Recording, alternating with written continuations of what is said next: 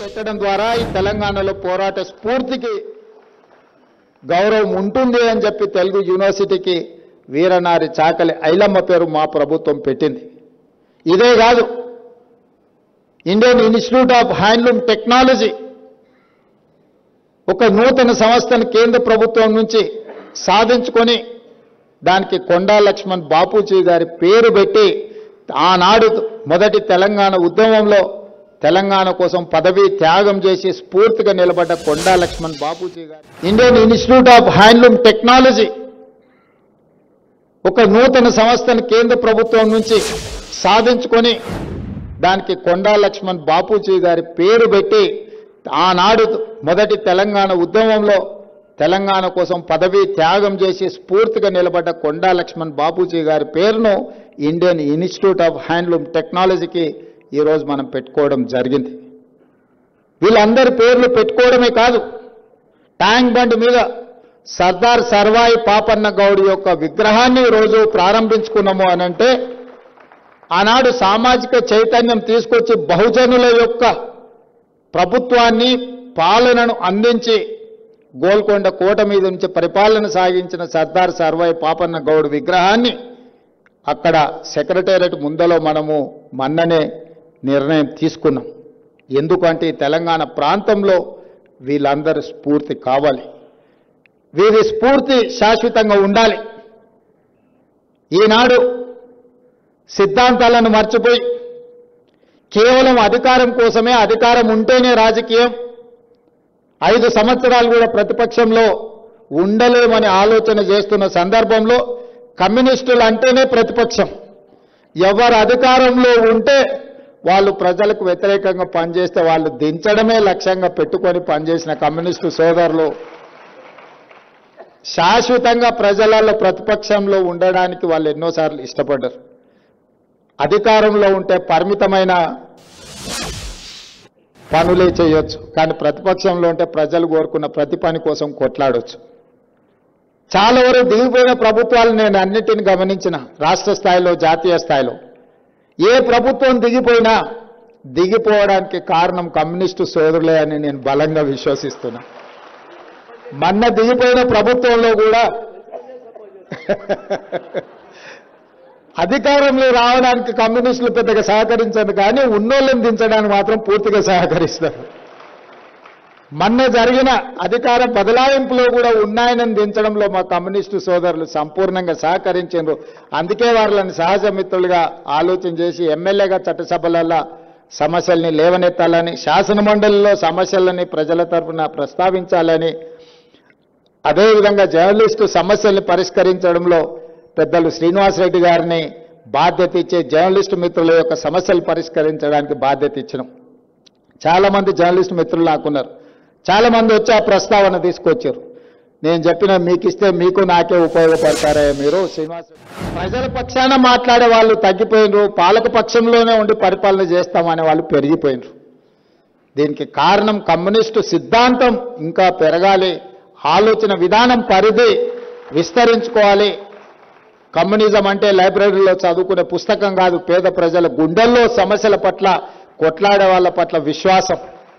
ఎర్ర జెండా కనిపిస్తే పేద ప్రజలకు ఒక నమ్మకం, విశ్వాసం. మిగతా జెండాలు కనిపిస్తే అధికారంలో ఉంటారు పోతారు అని ఒక ఆలోచన ఉంటుంది. అందుకే ఈరోజు మనం తీసుకునే నిర్ణయాలు ఏవైనా ప్రజలకు ఉపయోగపడే విధంగా ఉండాలి. జాతీయ స్థాయిలో జరుగుతున్న రాజకీయ పరిణామాలు మనం అందరం గమనిస్తున్నాం. 1 నేషన్ 1 ఎలక్షన్ అనేది అది 1 నేషన్ 1 ఎలక్షన్ కాదు, 1 పర్సన్ 1 పార్టీ ఎలక్షన్.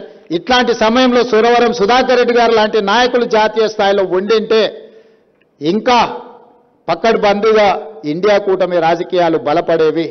ఈరోజు జస్టిస్ సుదర్శన్ రెడ్డి గారిని మన ప్రాంతం నుంచి ఉపరాష్ట్రపతిగా ఎన్నికల్లో పెట్టడం అంటే ప్రజాస్వామ్యాన్ని పరిరక్షించడానికి, ఈ రాజ్యాంగాన్ని రద్దు చేయాలనుకునే పక్షాలు ఒకవైపు ఈ రాజ్యాంగాన్ని పరిరక్షించి ప్రజలకు ఉపయోగపడే విధంగా దీన్ని మరింత బలోపేతం చేయాలన్న ఆలోచన ఇంకొక వైపు.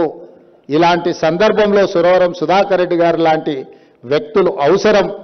అందుకే ఈరోజు జాతీయ రాజకీయాలలో సిద్ధాంతం ముసుగులో అధికారాన్ని పదిలం చేసుకోవాలని, రాజ్యాంగాన్ని మార్చాలన్న ఆలోచనే కాదు, ఈరోజు ఎన్నికల కమిషన్ను కూడా వాళ్ళ రాజకీయ పార్టీలో పొత్తులో భాగస్వాములుగా మారుస్తున్నారు. ఇది అత్యంత ప్రమాదకరం ప్రజాస్వామ్యానికి. ఎన్నికల్లో నెగ్గాలి అనంటే కాంగ్రెస్ పార్టీ కమ్యూనిస్టు సోదరులను కలిసి వచ్చే పక్షాలను కలుపుకొని ప్రజల దగ్గరికి వెళ్తాం. ఎన్నికల ముందు శ్రేణులను కదిలించే ముందు మా అనుబంధ విభాగాలను ముందలో పెడతాం. అది మహిళా కాంగ్రెస్ కావచ్చు, లేకపోతే యువజన కాంగ్రెస్ కావచ్చు, విద్యార్థి కాంగ్రెస్ కావచ్చు. కానీ ఈనాడు అధికారంలో ఉన్న పెద్దలు ఎన్నికలు వస్తున్నాయంటే మొట్టమొదట వాళ్ళ అనుబంధ విభాగాలైన ఈడీ, ఇన్కమ్ ట్యాక్స్, సిబిఐలను పంపిస్తారు. ఉన్న వాళ్ళని అందరినీ కూడా దిగ్బంధం చేయండి అని, ఆ తర్వాత ఎలక్షన్ కమిషన్ను పంపిస్తారు.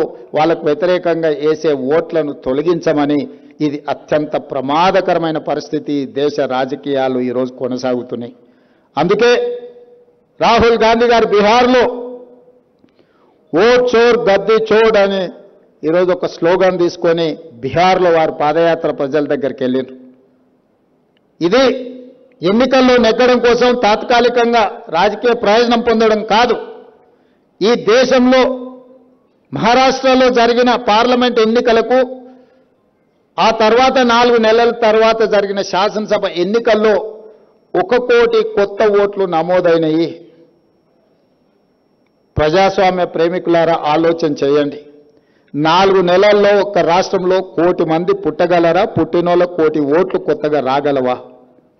కానీ మోడీ గారి ప్రభుత్వంలో ఇది సాధ్యమైంది. ఆ 1 కోటి ఓట్లే మహారాష్ట్రలో రాష్ట్ర ప్రభుత్వాన్ని ఏర్పరచగలిగినాయి, ప్రజాస్వామ్యాన్ని పరిరహసించగలిగినాయి. అలాంటి విపరీతమైన పోకడలే ఈరోజు బీహార్లో జరుగుతున్నాయి. పార్లమెంట్ ఎన్నికల తర్వాత ఈరోజు 65 లక్షల ఓట్లు తొలగించబడ్డాయి బీహార్లో. ఓట్లు తొలగించడంతోనే ఆగదది.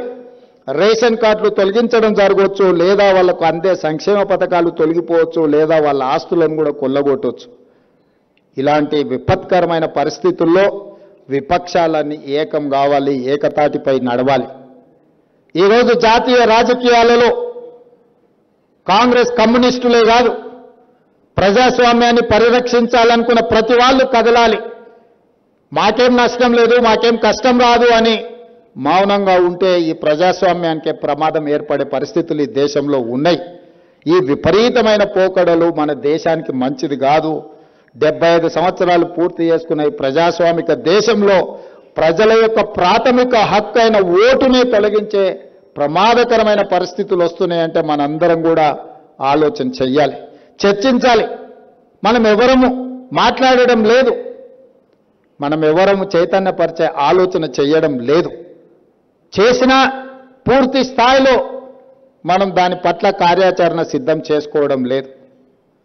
అందుకే ఈ వేదిక మీద నుంచి సురవరం సుధాకర్ రెడ్డి గారి సంస్మరణ సభ వేదిక మీద వారు నమ్మిన సిద్ధాంతం ప్రజాస్వామ్యం, వారు నమ్మిన సిద్ధాంతం డాక్టర్ బాబాసాహెబ్ అంబేద్కర్ గారు అందించిన రాజ్యాంగాన్ని ట్రూ స్పిరిట్తో అమలు చేయాలి అని వారి ఆలోచన.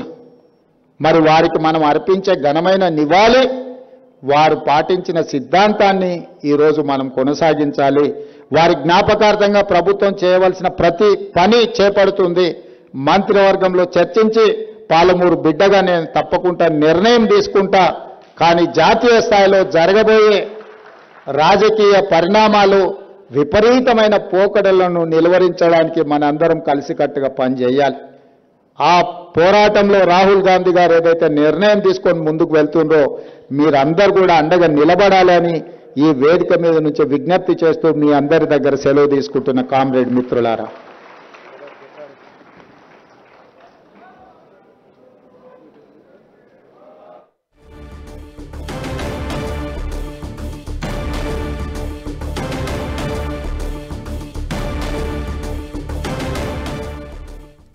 సో రవీంద్ర భారతిలో నిర్వహించిన సురవరం సుధాకర్ రెడ్డి సంస్మరణ సభలో సీఎం రేవంత్ రెడ్డి పాల్గొన్నారు.